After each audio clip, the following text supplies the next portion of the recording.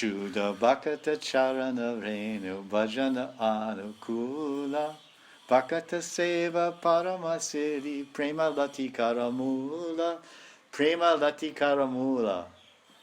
Bhaktivinoda Thakur Bhajan. Shuddha Bhakata Charana Renu Bhajan. Says, oh, the Charana Renu, the dust from the feet of the pure devotee. This is water for the Prema Lati. Prema Lata. So rather than, because if you're finding fault with a Vaishnava, it may be a fault or it may not be a fault. Why even bother finding? Finding a fault with a Vaishnava means you're diluting your power of love. Finding a fault with a Vaishnava means you're diluting the power of your love. We have the power to love. We have the power to heal. We have the power to help. But if we use our power to love and to heal and to help, we turn it into power to hate and the power to criticize and the power to hurt. How are we contributing to the world? How are we improving the world? How are we uplifting humanity by that type of vibration, that type of thinking, and that type of speaking?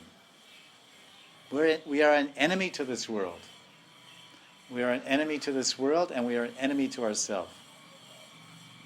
You follow? Is it clear? You're a bhakti yogi.